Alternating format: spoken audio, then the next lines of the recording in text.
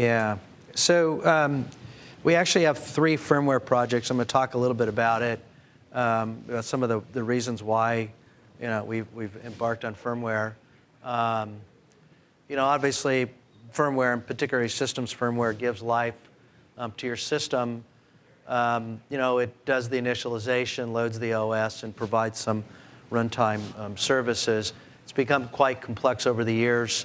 I think it was a tape ball. We've just added more and more things into system initialization or BIOS with drivers, networking, security, and various levels of OS and application support. It started off as an 8K, programmable device, and now it's 32 meg. The build files are, a couple of years ago I counted, there was like 4,000 files for the build. And in fact, years ago, it actually became its own OS, and so it has its own kernel and literally a full OS. If you look at where firmware resides in the system, it's everywhere. We have at the rack level, and we just talked about that in that Open Edge. There's actually an RMC rack management controller that provides kind of think of it as a micro data center or a micro rack, but it's a rack level firmware. We have firmware in the switch. We have firmware in storage appliances and in compute nodes, server nodes. If you look at beyond down in the server node, we have the baseboard management firmware. We got the initialization or BIOS. We got firmware in I/O devices, in storage devices, in the power supply, firmware in VME, firmware in memory controllers. And even within the BIOS, again, one more step down, and you look at the kind of major components of system initialization. There's 5 or 6 different major components there that provide security and SM bus handling and Dixie loaders and actual initialization.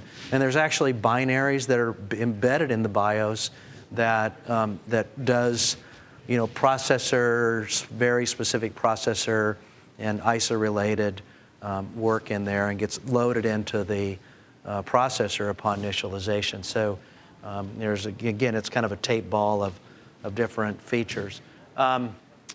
And complexity. Some of the problems with it is that it runs at this highest level of priority, and if you have issues or have security gaps, it affects the entire system. It gets this firmware has to get integrated into your overall system architecture, software architecture. It's part of orchestration. It is affected by orchestration. It's affected by the applications. It provides all the telemetry from your equipment upstream. And so it's very key to that. Unfortunately, we actually have very few engineers that work on it. Firmware engineers are hard to find and hard to train. And so we have a tendency for firmware to kind of last forever. It gets built into a binary, it gets built into BIOS, and we don't touch it again. And because of that, it kind of remains closed, stubbornly closed. We don't have a lot of people trained to work on it. We don't go back and touch it. It tends to last for generations, or it should, anyway, last for generations. And if it doesn't last for generations, it actually, in some cases, it creates obsolescence in the hardware. So if we have a firmware bug on a board that's 4 years old, we may not be able to find the right people in our organization or in the support chain, BIOS vendors or the ODM or the OEM, to actually make those changes and do those corrections. And when that happens, our hardware becomes obsolete. And normally when hardware, even in the hyperscale world, when hardware is waterfalled down and sold into the secondary market, many times that hardware is not sustainable because they don't know what's in the firmware. It's a security risk, it's a sustainability issue, a business continuity issue. So that hardware ends up being scrapped because of that. And so as a global issue is just dealing with the amount of hardware that has become unusable over time. We started talking about this 3 years ago, maybe 4 years ago. We got a group of folks together and said, what can we do differently with system initialization? And we said, gosh, there's a lot of opportunities here. to innovate and create a software stack, collaborate across all the different suppliers, build in better air handling diagnostics and recovery mechanisms, and really kind of adopt the practices of open source and GitHub and continuous integration in the kind of the modern practices of development, and we can apply that to embedded firmware. And if we do that right, we can kind of take those practices and share those amongst the embedded devices, amongst system initialization, back at the rack manager and back at the BMC. And the idea is we have an open source, open set of tools. We can build and sustain our products better. And really, when we open this up, we now know what the bits are, and ideally, we also solve potential security issues where you could have some code that sneaks into a binary that sneaks into your product, and you could end up with security threats that you don't know about in your product, and we don't even know the sources for those. So again, the whole idea is you open it up, you get more eyes on it, and ideally you're able to prevent some of that. So this is a chart that group of firmware engineers put together, and the idea is that basically we have a root of trust at the hardware level, and that root of trust is established at power on, and then we make sure we control who touches the firmware, and if there's new firmware installed, how that process occurs, and then we verify that process with trusted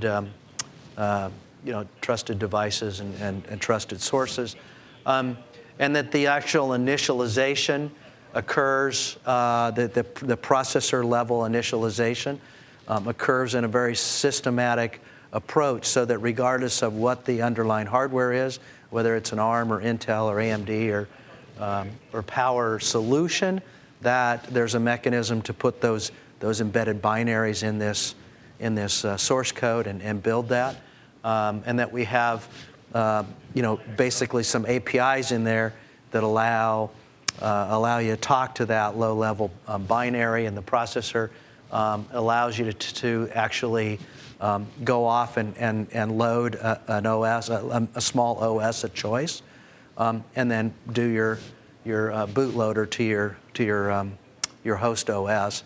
When I say load the small OS, actually inside a BIOS is actually in many cases its own OS. There's two that are predominant in x86. It's the OpenEDK2 developers kit, and alternative to that is using a Linux kernel, and both of those are options, and so we want to be able to support both of those. So with that in mind, this is the structure that they put together. We had folks from Intel, Microsoft, Google, Facebook, Lenovo, and all the processor companies coming up with an architecture. And since then, they've really kind of gone off on their own, and they're working towards building this model. And it's a process. They outlined this process in 2016. They've been working on it for 3 years now. We actually think that by early 2021 that we'll have a complete code tree that we can build with. A lot of the issues that have come up is that this code is licensed for a specific user or for a BIOS vendor, and that it's not relicensable or licensable to be redistributed in any other form.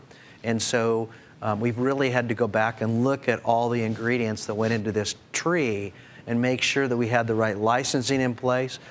In the case of like the Intel BSP, which is their processor initialization, they're in the works of changing that licensing scheme so that we can actually allow companies that build their own BIOS or system initialization firmware to take that binary and then redistribute it.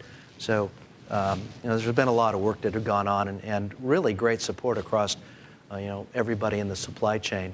We're on track to achieve this open firmware. We have the developer kit that's going to come out from WeWin.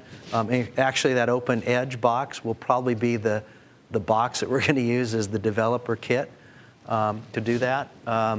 We have Linux boot working as that option. We also have a EDK2 proof of concept that's now working with that source tree, with source trees. We're going to demo both of those here in a couple weeks.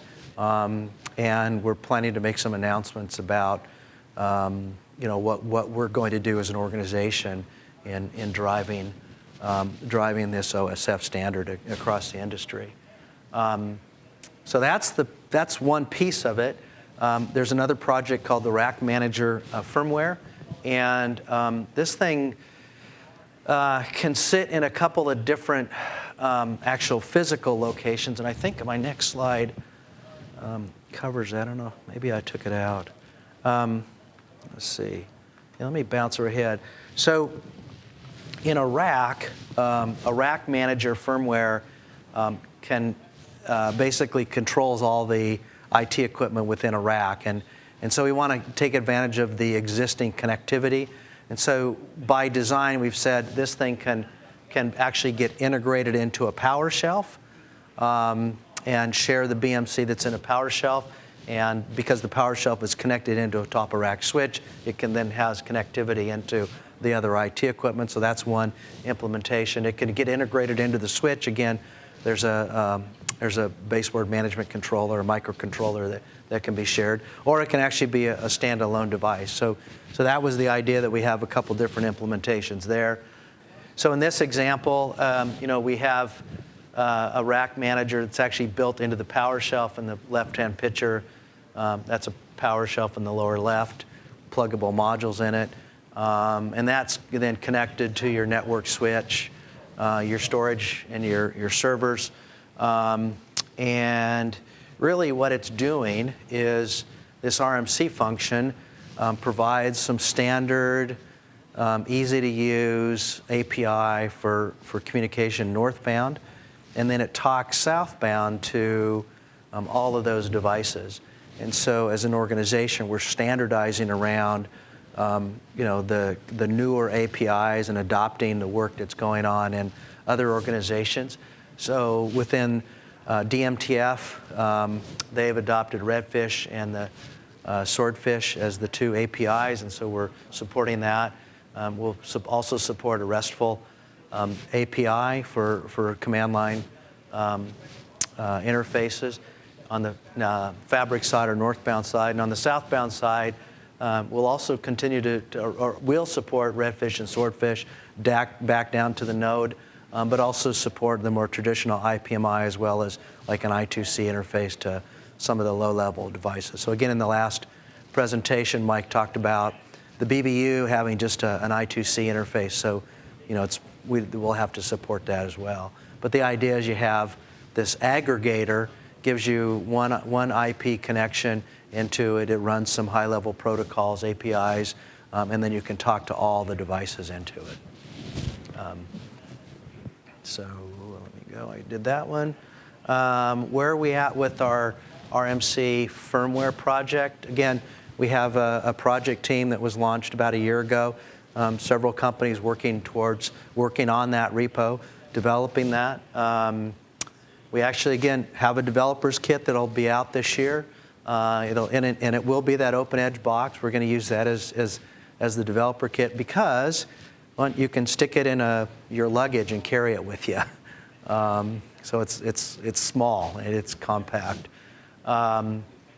We also have a couple of different approaches to that working that we'll show at the summit. We showed at the summit in March. We're going to show it again. We have a couple of different, actually 3 different companies that made code contributions into this. So we're marching ahead on that. And now that our development platform from Nokia is being contributed, we'll actually have the hardware that we'll be able to. Some people can go look at the schematics and gather all that information. And now we'll have a development platform we'll build out of it and allow the community then to hopefully build a complete software stack on that. And so, again, that's going to be demoed at Amsterdam. I was trying to kind of use some pictures here to kind of indicate where we have coverage. The dark green kind of indicates the types of functions that we have coverage. The light green is areas where, as an organization, we don't have coverage yet in terms of line of sight on open sourcing. Some of that, is not likely to be open sourced. We do have within our storage group, we have discussions going on how to create, standardized APIs that provide some additional telemetry out of there. So again, I think over time we see some opportunities to kind of dive in and open up some of those devices. But our high order goal here is at the point where we talk to the software communities and the orchestration software, we want to present to them a set of APIs that are consistent across all the hardware. And so, the software community doesn't have to worry about what goes on down at this level. They simply worry about a set of properties, a set of Redfish properties or Swordfish properties, and can get back telemetry from all the devices with some type of response that's predictable. And so we think by doing that obviously the orchestrators will love that from a programming perspective, but also it also means that any hardware device that goes into this infrastructure, is going to be able to talk the same language and be able to provide better telemetry, more information, and work transparently with these controllers. So, I am missing a slide. Let me go one more. Actually, they're just out of order. So, with respect to these APIs, we have kind of a high-level strategy here. We've adopted a baseline profile for all of our equipment, a set of APIs or properties that need to be supported by everything. We are developing 5 other profiles underneath that. So if you have a power device, there's a set of properties that report wall power, voltage, current, errors, alarms, and things like that, alerts that come through that power device get reported back up through Redfish. And that would get directly connected to the BMC and the rack manager controller. Similarly, on the server side, there's a set of baseline profiles that every device should support, and then there's additional telemetry information that's specific to a server. What's my core count? What's my frequency? What's my power consumption of the processors? Those types of things that'll also get reported. Or parameters and registers that can get set.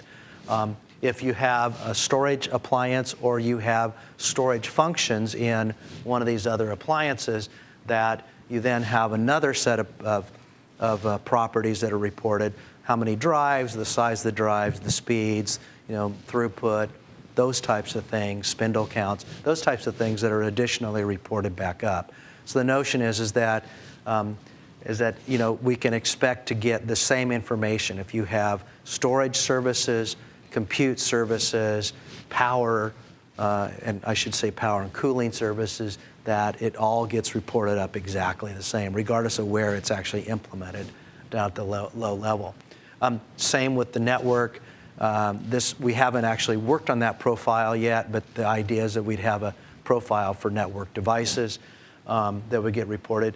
And we also recognized a year ago that we would have edge devices that may have a unique set of properties because they could potentially be managed differently. It wouldn't necessarily have an Ethernet management connection into it. It may use a cellular connection into it. There may be other properties in there. So we said, hey, let's just put a placeholder in this plan for edge and recognize that there may be additional properties that we want to define in there. So, so that was the plan. We worked pretty closely with the DTMF organization. In fact, the person in the volunteer leader in in OCP that runs our hardware management project is also one of the technical chairs for DMTF, and so we have really good coordination there. The DMTF organization works very closely with us and recognizes that we're really kind of pushing the envelope in terms of adoption of the standards that they're writing, and they see us as a vehicle to push those out. They provide the description of those properties. We are actually taking those properties and prescribing those through a set of profiles that we've defined. We're going back to DMTF and using them and their tools to do the test and the validation. And they have some automated tools. So it makes it really easy for our community to go grab the Redfish interop validator, run it against their products, and get a pass-fail report. And then the idea is that through our recognition program, OCP Inspired, OCP Accepted, we'll be able to recognize products that meet that level of hardware management down the road. Again, the whole idea with that recognition program is that as a consumer, as folks in the carrier community, they can look at that one badge and say, okay, if I buy a product with that badge, I know that there's things that have already been done by this other community, this other group of hardware guys. So try to make it really easy. And again, we have the tools, we have the mechanisms to do that, and the licensing and the certification marks to do all that. So we're just going to leverage that. So in the end,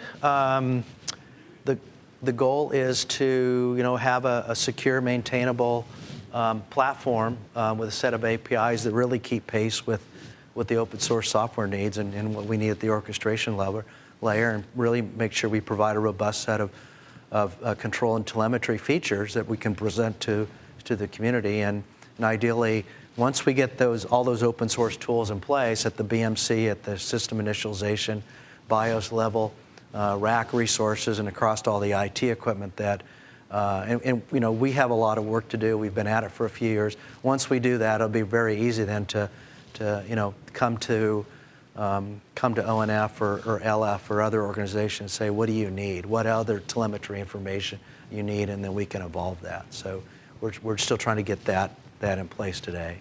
But I think we're doing okay. So that's it. Questions? Yeah. 2 questions. Thanks, Jeff. Just to keep it moving. If you go back, just looking back on your slide. Sorry. Video. Yeah. Back on your slide where you had the group-specific profiles. Yeah. That we're going to start working on. Yeah. All of those underneath, and I don't know if you were trying to indicate a requirement or just had that there as just an indicator, but BMC. So we ship a lot of networking products that don't have a BMC that support the Redfish profiles and pass the test, the OCP test and all that stuff. So I'm wondering if you're kind of indicating that a BMC controller itself is required, or that was just put there? It was just put there, yeah. So the whole idea is that the goal is that there's a set of properties that are supported. Okay. You run the Redfish validator, it passes, we're good. We don't care how you got there. We have that Redfish implement. We ship both products with and without BMC. Yeah. And for the products without BMC, we supply a Redfish API implementation that's like a Linux loadable module thing. So a NOS vendor could take that and implement that with their NOS, or you could load that in Open Network Linux if you're running the ONF stack here, which they do for the switches and stuff like that. Okay. Question number 2 is... Which, by the way, I think is exactly what will happen with, in edge products, in like BBUs and things like that. Right. Certainly you don't have a BMC in a power supply either, so... Right, okay. So it's similar. Yeah. So second question is, I guess, more education for myself. So the rack management firmware function you were describing, right? How is that different, or is it different, than the Intel rack scale PSME type of implementation that's out there, and I believe open source. So Yeah. we leverage that on some of our products, and that provides a view into subtended devices underneath it from the main device. And I think that's open source. So are they complementary or competitive type of No, approaches? they're complementary. So so there was, if you go back a few years, as I understand it, you had Intel and the PSME firmware. You had OpenBMC in that community. There was other approaches for manageability on firmware. And so what we've done is we've said, let's look at what everybody did. And so far, Inspur and Microsoft and Intel have shared their source code, and it's loaded up on our GitHub under this project. And they're actually going through and looking at all the features within those and saying, which source base should we start with to then, kind of combine some of these features. But I think a lot of what Intel did with PSME, particularly when it supports a Redfish property, is exactly, it will end up with the same thing. Yeah. Do you think the PSME implementations will become compliant with the No. OCP? No. No, I think as I understand it, the PSME is a kind of a superset of Redfish, and has some extra configurability or so on, and I don't know. I don't think we're going to need that. I don't think our baseline profile and the profiles for servers and so on won't need that. I was thinking more level of the RMC type of implementation, Yeah. not just the individual unit implementation. No, I don't. I think it's going to be a subset. Okay. Yeah. Thank Yeah. you. As I understand it, what Intel did is they took the Redfish profile and they said, we're going to support that, and then we're also going to add all these extensions to it. And so it's kind of a superset. So we're focusing just on the Redfish profile. Everybody recognizes that hardware, compatibility of hardware, the ability to swap in a system, swap out a system is a lot of it's based on this, support for IPMI and the different implementations of it. And so, we're trying to solve that. I think it's a valiant effort, and I wish you success. I think, yeah. I mean, it will be hard. I want to jump into with two things. So one, the ONF does have some API work, and there's a whole work of transport API or TAPI work that is ongoing and with good success, and that's actually used in a couple of ONF projects, most notably ODTN, the optical work, and elsewhere. So that's just one. And the other is that the nature of open source work doesn't really lend itself to predefined APIs. That's part of it. And that's because APIs is much more like a standardization effort where people sit down and try to scope out the full scope of everything that's going to be needed. They have to kind of predict. But you're still predefining. It's like all of us getting together and say, what's the full scope of what we're ever going to want to do? That's kind of what a standard is about. All the vendors getting in the room and agreeing on and negotiating to something that they can commonly all accept. And it requires a lot of time, and it's a laborious process. Open source, it's much more like the developers are just cranking stuff out, in days, weeks. And then they find they need a new feature. They add a new parameter to an API. And so the APIs evolve and emerge. So there are tons of APIs in there, and they're fully available to everybody because it's open source. So you can go look at it at any point in time. But they're moving. It's a moving target. And that's really the nature of software and open source. And then once things start to solidify sufficiently, then those APIs can start to be considered more hardened or more widely used. So that's, to a large degree, why you see what you see in the industry. All right, thank you. Anything else? Good. Thank you.